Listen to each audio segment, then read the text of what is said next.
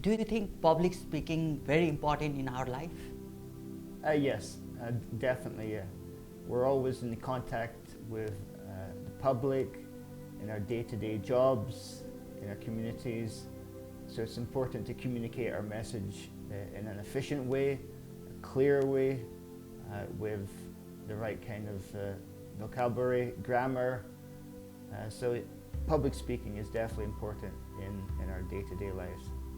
And what is the difference between our normal talk and public speaking? Well, usually public speaking is prepared. We have prepared speeches, presentations, and most of the time we're practicing what we want to say. In the real world, it's on the go. We're impromptu, and we have less time to think what we're going to say.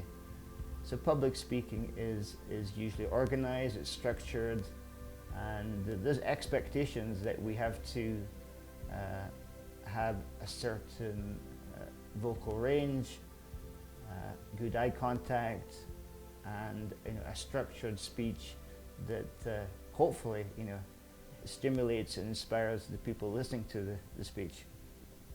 I see you speaking very good, and you have been competing in different competitions as well. Were you a very good speaker? No, probably not.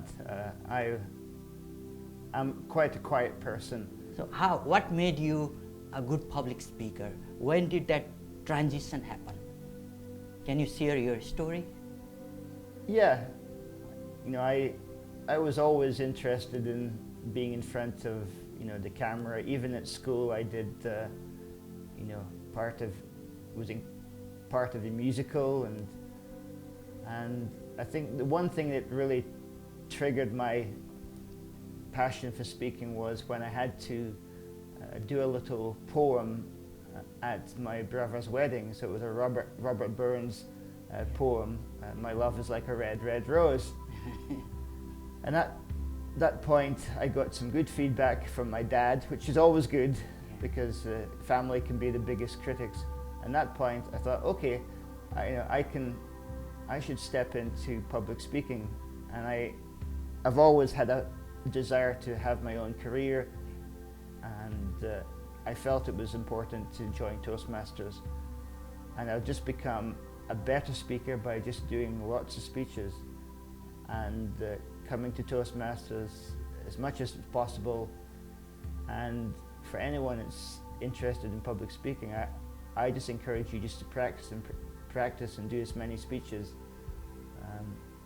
I was an average speaker, but now there's a much more confident Alexander speaking compared to when I spoke in front of my classmates at university. So yes, the Toastmasters has helped. What do you think? Public speakers are born, or everyone can be a public speaker and they can develop as a good speaker? Yeah, I think everyone can be a great public speaker. It just takes practice. You just have to get over that initial nervousness and take that first step, do your first speech, and just do as many speeches as you can. It takes practice. It's a skill that anyone can acquire. No one's born a great public speaker. You just have to step into the fire and just do as many speeches as you can. You have been to Toastmasters also, right? Yes. So how Toastmasters help you to develop your public speaking skill? Well, Toastmasters is usually a weekly event that I can go there. I can have an opportunity to speak. I can do impromptu speaking, which is under table topics. And it allowed me to be a better speaker by having the opportunity to speak, but also getting good feedback from experienced members who have done speeches many times before. So the evaluation helps enormously. If I hadn't had the evaluation, the progress might have been different. Is there a role of our emotion while delivering our speech? I think with emotions, you just have to be yourself and not try to get too much into your head and thinking at what point should you express some emotion.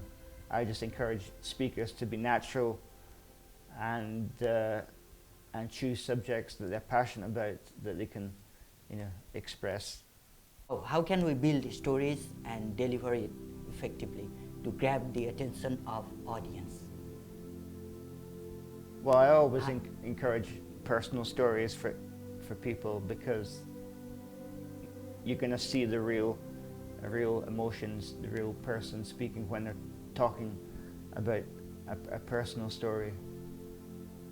I encourage speakers to have a good introduction that gives a flavor of what's to come, and it could be something emotional, it could be something such as they're describing a situation and then suddenly they say, oh well, that person was me, and people go, wow, and they want to hear more. So I encourage people to structure the speeches, but allow a natural flow. What's the first step we should take to become a public speaker? Well, obviously I have a few options. Toastmasters is one option because it allows you to speak, but you can join some other organizations which involve public speaking, such as being on a condo board, or being part of a committee, or being a speaker or a trainer at your job. Is you just want to get speaking as much as possible, but start off easy. So you mean we keep on practicing?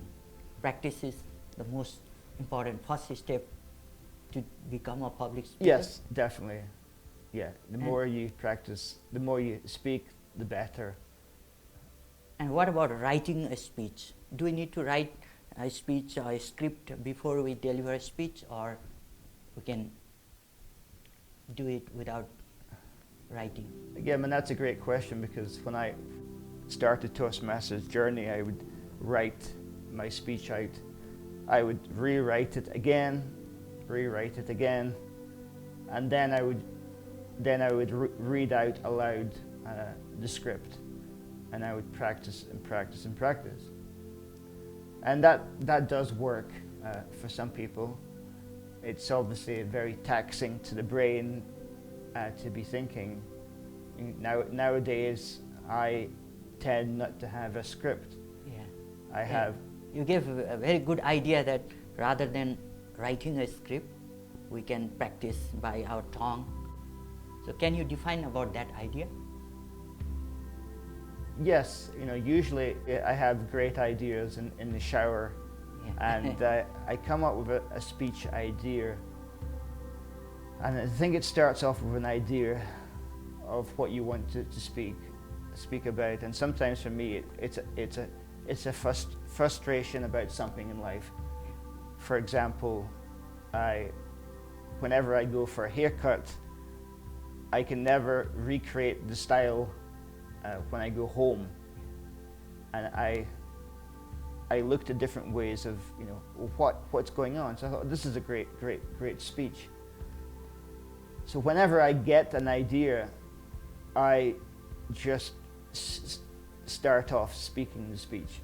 I start delivering the speech, and it can be messy, it can be 30 seconds long, but it's a start.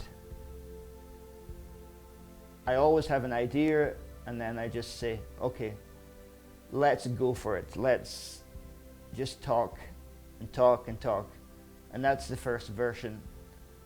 And then I just keep adding to that speech, and usually again in the shower there's more ideas, or oh, that would be great to add this into the speech.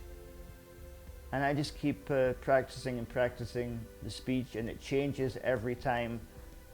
It's not like a scripted speech word for word. And yeah, this is the way that I do it, and that's primarily because if it's a scripted speech, then it means that I'm wanting something from the audience. And usually that means they're looking for approval. And too many public speakers are trying to get it perfect, word perfect, practice, practice, practice, because they don't want to look stupid, they don't want to fail, they want to be perfect. And I just encourage people, just consider not writing it and delivering it, and just practice a few times, because you might get more of the real Alexander speaking compared to something that is very scripted. Yeah, it's quite interesting. Like you said, you keep on thinking new ideas, creating new ideas, and every time you think about the speech you will be delivering in future. So your mind is always busy thinking about the speech. Usually the ideas come from during delivering the speech, but occasionally there will be ideas just come to me during the day, and I think, okay, that's a good idea. That might give some humor to the speech, or this is quite an important, funny point. And yeah, many times we want to deliver a speech, but we forget few words in between. Sometimes we even forget entire idea. Do you also face this problem? Only when I drink coffee. If I drink coffee, my mind sometimes goes and I forget. The great thing about delivering the speech the way I do it is there's no right or wrong. I'm not following a script and going back to the script and thinking, oh damn, I forgot to say that, I forgot to mention that. If it's from my heart and I'm just going with the flow and I'm quite passionate about the subject, then the likelihood of forgetting important parts is minimal. Yeah. Because I know that if I've practiced it enough, then I'll probably deliver the main points anyway. There may be, if I look back at a speech, yeah, there may be situations or points where I could have said something else, or I forgot to, include a joke, but usually the main points are covered, and I'm not looking at a script and thinking I forgot to say this part. A person who is a good speaker in one language, can he or she be a good speaker in another language also? Or Yes. it is very tough or not possible? I have seen some speaker, they are excellent in one language. They speak so well, but if they have to speak in another language, they find it tough. How can they improve? Again, practice in that second language, and if they're struggling with the language, then take some lessons, or English lessons, or lessons in that language to help them. But if you're speaking in one language and you're competing against someone who doesn't speak that language, then there's going to be an advantage for the person who's spoke that language for many years because they know a lot more. Well, in theory, they should know a lot more words, vocabulary, even some just common phrases or common, just common phrases that can add value because the audience are familiar with those. So, but with practice, I think someone could become a good speaker in Practice. practice. Yes. If we deliver a word with emotion, with expression, with vocal variety, how effective it will be? Yeah, it will be. It will definitely have an effect on how we get our message across. When I first started Toastmasters, I would probably be quite monotone, and even nowadays I'm still critical of myself, thinking, well, am I quite monotone in front of a camera? And the vocal variety, the speed does affect the message being said or put across. Just the way you slow down, and certain words, certain moments in a speech will require some softness. Some parts of speeches will need, a lot of volume. Some parts will just need the words to be slowed down. How can we practice vocal variety? It's really a challenging job. Yes, because most people probably are thinking in their head, or at what point in the speech do I, add volume? What point do I slow it down? And that can be really awkward when we're in our heads thinking. It's hard enough trying to memorize a speech or deliver a speech without thinking, oh well, I have to speed up, I have to increase the volume at that point. It's like reading music, and I'm taking singing lessons, and now I'm inserting or putting across against certain sections because I know that a certain word has to be a bit longer, and again, I think it's practice. Can you tell specific practices that can help to develop our vocal variety? Do we have any exercise, or we can follow music or anything? Probably, doing certain exercises. I do vocal exercises before I sing. Yeah, can you demonstrate? If I'm singing, then I go through the, la la la la la la la la la la la la la la la la, and that helps with the singing. But I strongly encourage people to be hydrated before they speak, and there's definitely, our voices can change a lot by practicing, but just practicing,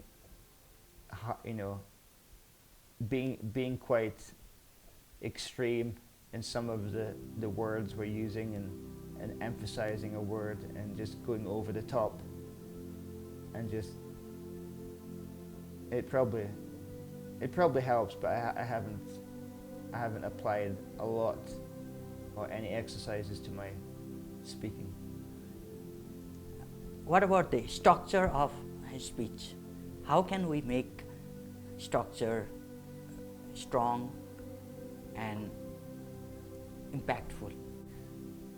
Well, any speech needs to have a good introduction, then have a good body, and a conclusion. Introduction needs to really grab the attention of the audience straight away. You know, we only have 10-20 seconds to really make an impact. Steve Martin, the comedian, was his masterclass in comedy. He talks about the new comedians coming on to the scene, and they would always start off the comedy routine by saying something along the lines of, "Hello everyone, how are you doing? You having a good time?" And he would think, wow, that's a waste of time, you know, have something that grabs their attentions quickly. So for speeches, that can be anything from, you know, asking a question, or quoting a great line from some famous philosopher or speaker. So the introduction has to kind of grab the attention. It can be theatrical, it can be wild sometimes, but it's such an important part of the speech. So, what about the body? The body, it depends on. It really depends on the type of speech. Information type speeches, where you're giving some points, and typically we talk about Toastmasters speeches having, you know, 3 main points, or 3 or 4 main points.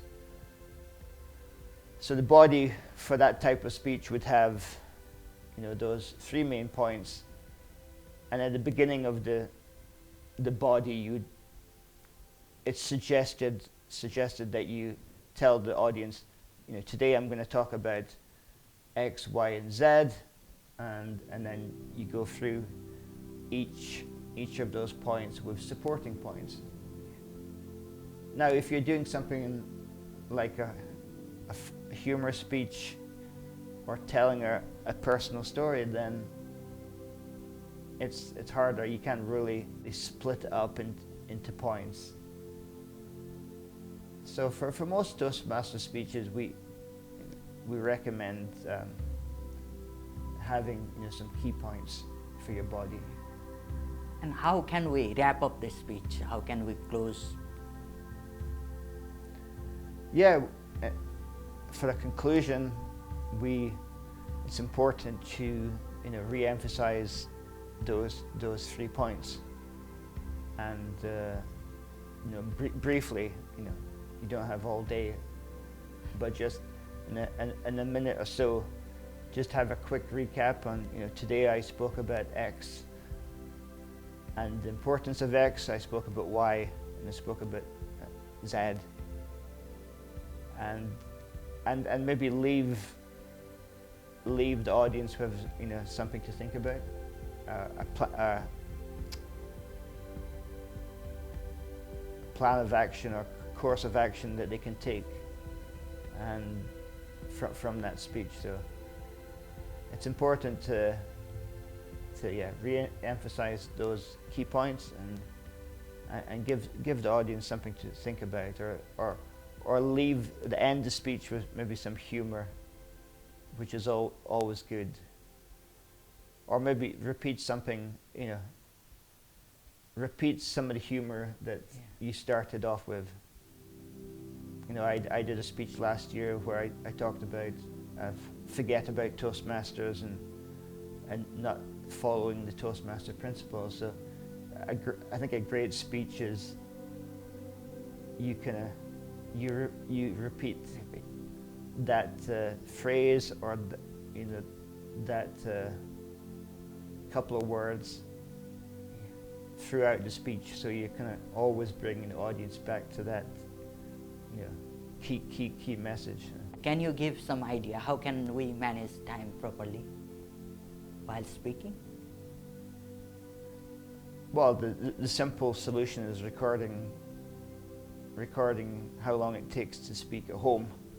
So whenever you're delivering your speech at home, you know, set the timer and do your speech, and then add, you know, that in the real world when you're at the club or doing your speech, it probably takes a little bit longer.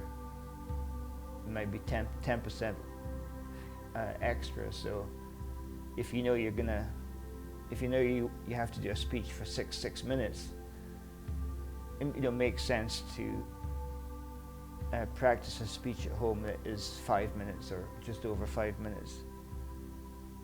But sometimes I know that nervousness comes into play, and I can go through a speech really quickly and realize, oh, actually, it took me less time than what I expected, because I had an expected or a range from practicing at home. So sometimes in the real world, we go too fast and go through it and maybe miss some points, and it ends up being quicker than we expected. But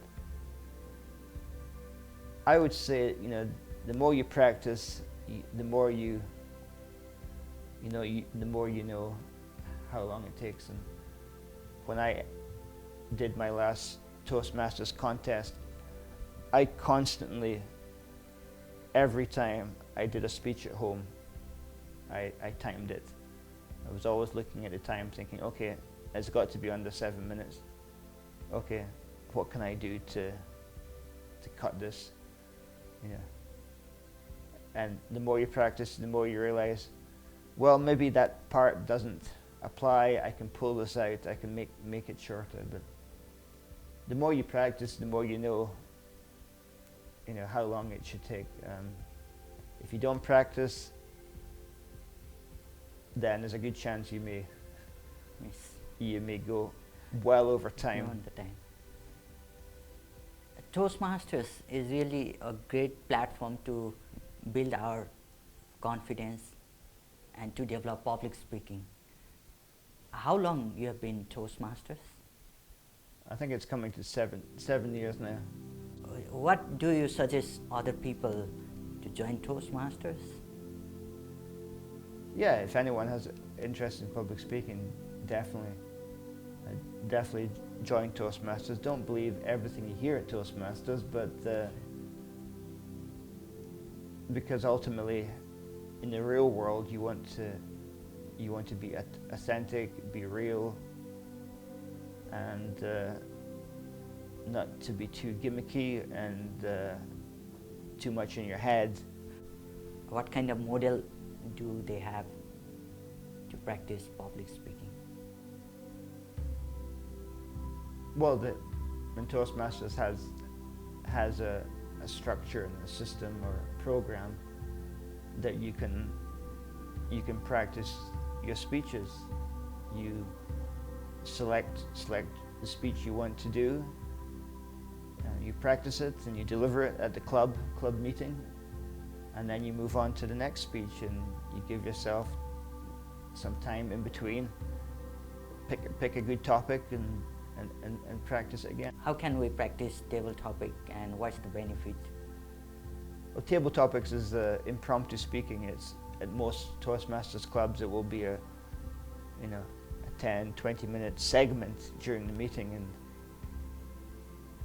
and typically a table topic would be a random question that would get asked, and the individual would have to come to the front of the room and answer that question, which typically is a general question that most people can answer. So it's a good opportunity to practice impromptu speaking. It's not planned. You don't have really much time to think, and it's a good thing for a good practice for our day-to-day lives, because we know we're going to be asked questions on the spot by our boss or by our spouse or our friends. It's important to be eloquent, to have a positive and confident response. So the more you do Toastmasters table topics, then that will help. But there's nothing stopping you just getting someone to ask you a random question, at home or at work. It doesn't have to be confined to table topics. I think a lot of Toastmaster members get frustrated because not everyone can speak during the table topic segment, and people get frustrated because they wanted to do table topics. But nowadays you can download a Toastmasters app which will just give you a random question, table topics question, and you can just do on your own and practice. It is said that for American people, the biggest fear is public speaking. Do you believe on this? Yeah. A lot of us are conscious of what we say, how we come across, and there's a lot of insecurity in this world nowadays, and people are afraid to step into outside the comfort zone and deliver a speech. Yeah, because they're so conscious about how they look. They want it to be perfect, or they want it to go a certain way, and it's much easier not to do public speaking. Yeah. While giving speech, how can we add humor? It's really very tough. Many people speak and they look boring. Well, some people are funny than others, but I think we're all funny. We've all at some point told a funny joke, all of us in this world. So we're all well capable of adding humor. Usually the thing that I always go for is being Scottish is self-deprecating humor. So I'll have a go at the Scottish race or Scottish personalities, and being tight-fisted with the money, or so. It just depends on the individual, the background. I just when I'm crafting a speech, and the more I practice the speech, I'll get ideas where I think, well, that would be the funny. Now, for example, I have a speech coming up about haircuts, and one of the parts I talk about hair gel or hair cream, and the funny part I think I'm going to deliver is I'm comparing the hair products from the salon to what I'm using.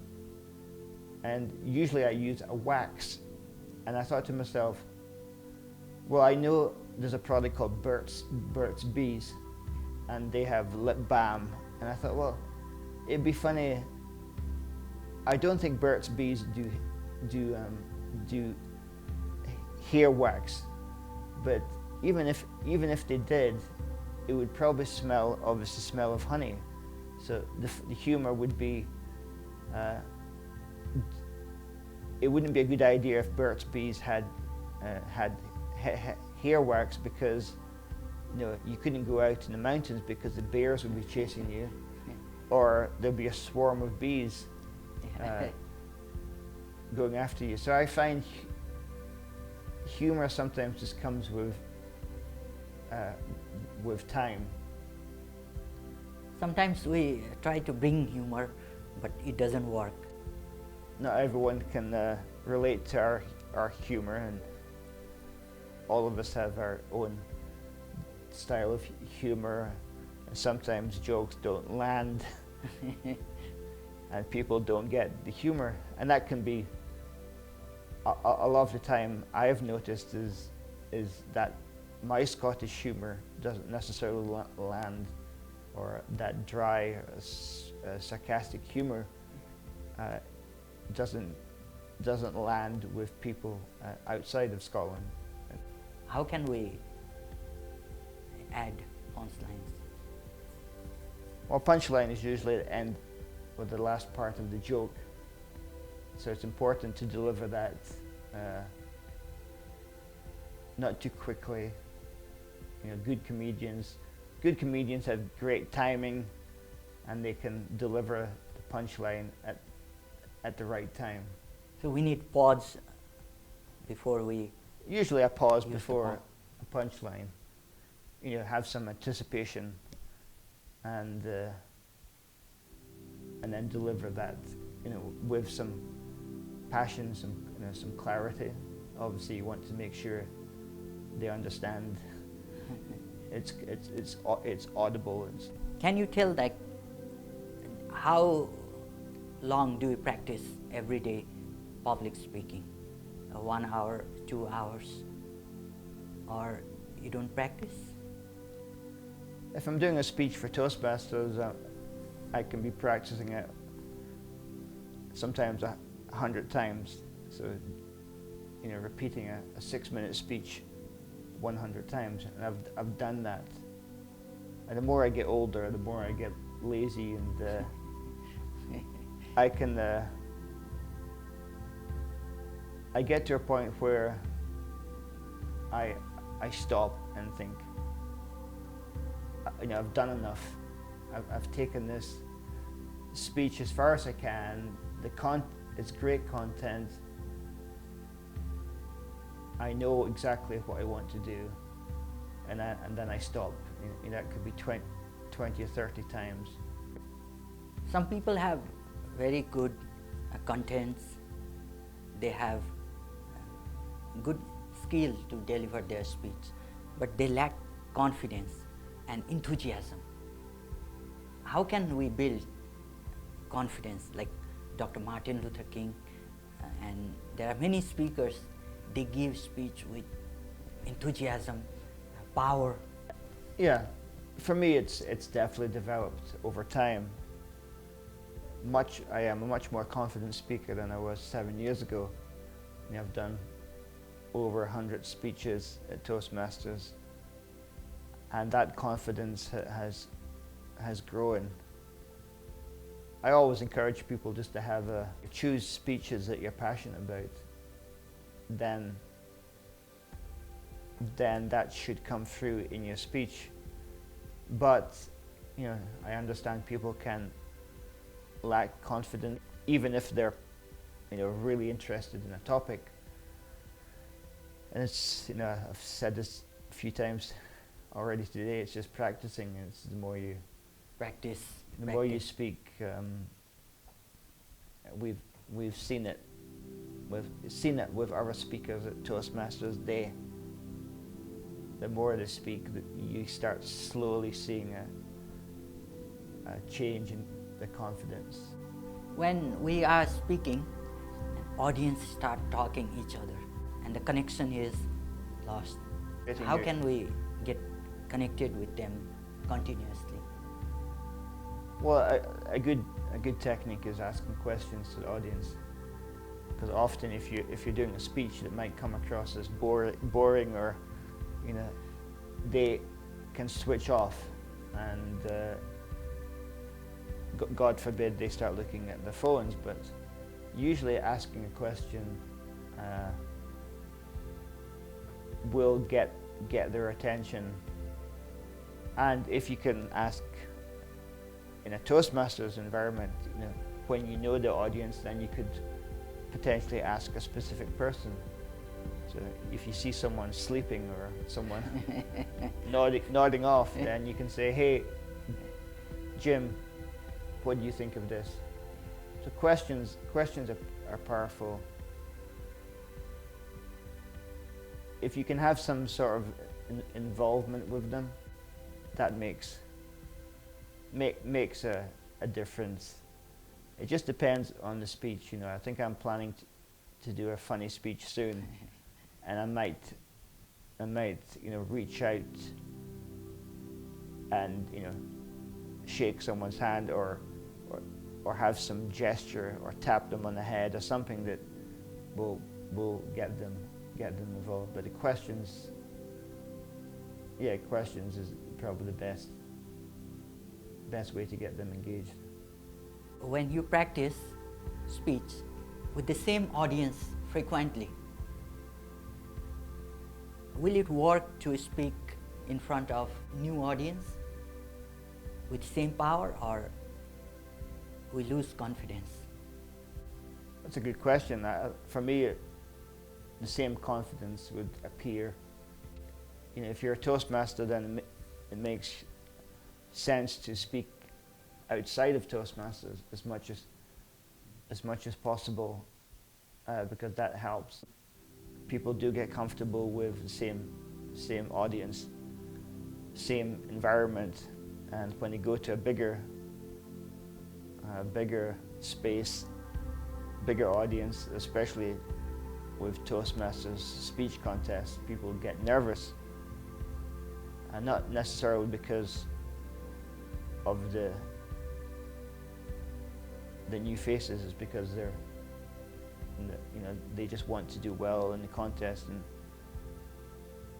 so yeah, I would encourage people just to speak outside of the club, Toastmasters club, and just be confident. You know, just believe in themselves, or they can just imagine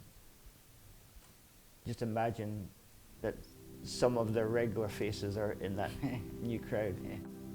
How much our regular practice in club works in our real life?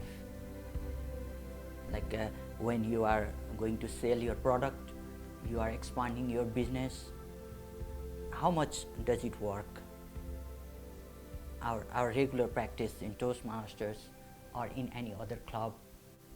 Yeah, it definitely has a huge bearing on our outside lives, outside of Toastmasters, because hopefully with Toastmasters we come across as more confident. Our use of the language is improved. At Toastmasters we're always focused on crutch words, ums, as, so's, and the more we speak at Toastmasters, usually those disappear. So that can have a big effect on the outside world. We tend to just come across as much more confident, assured. You know, we're hopefully we're breathing, taking our time, and yeah, the Toastmaster speeches will have an effect on our businesses. How can we develop our body language, especially eye contact? Again, practice with eye contact, you know, picking on, you know, each speech, focusing on, you know, maybe staring down one person, or focusing on one part of the audience and then moving on there, but making it a long enough focus to stare, but not too creepy. Even body language. I probably had very little body language when I first started at Toastmasters, and now there is a lot of hand movement, and it's become a lot more. It's become probably natural. Toastmasters tells new members to use body language, but that can be very hard at the beginning, because people are thinking in their heads, okay, when should I move, or when should I, you know, move my hand from here to there. But it becomes natural for people. People use hand gestures in the normal day lives, not just in Toastmasters, and people can add things, and so it's just, the more you do it, the more it becomes better and natural. Let me share you my problem. Okay. When I stand on the stage, I want to be natural, but I feel stiff and rigid. So how can I make my body flexible on the stage? Yoga? No? I need to do yoga. Well, usually any stiffness or tightness is probably related to what's going on in the mind. You know, breathing, having a couple of deep breaths before you start is advisable,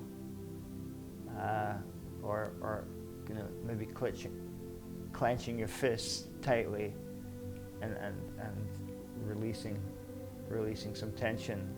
So usually it's due to our nervousness rather than the fact that someone is not naturally tight. You know. Yes, going to yoga would help someone, but any stiffness is usually, you know, stemming from what's going on in the mind. Yeah. Can you tell something about movement on the stage? Is it good to move around the stage? Yeah, this is a topic I quite like, about movement. Again, Toastmasters tells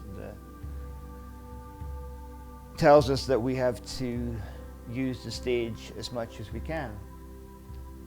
Now, typically, some good advice is that if you're into your body of your speech and you have 3 or 4 main points, that you start off one position for that first point, and then you stay there, and then for the second point you might move into the middle, and the third point move to the opposite side. So I think that's still good advice.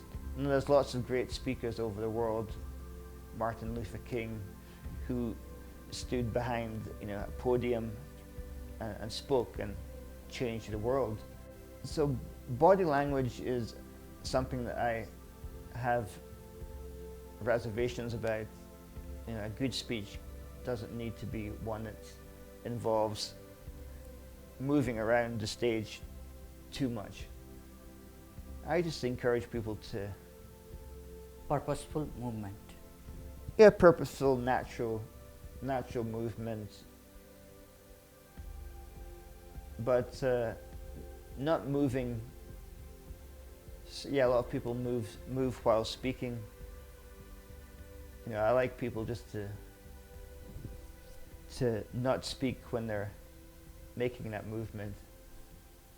But I have lots of people I look up to, speakers who probably move too much, but they're constantly moving side to side. But when I'm more interested in the topic, then I'm not focusing too much on the person's movement. It can add power to a speech, but can also detract.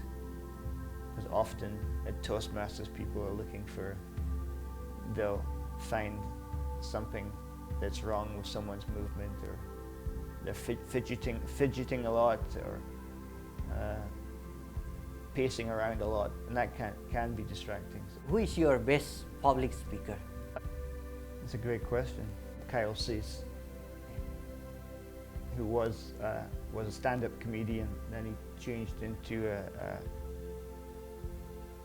a public speaker, and he doesn't practice.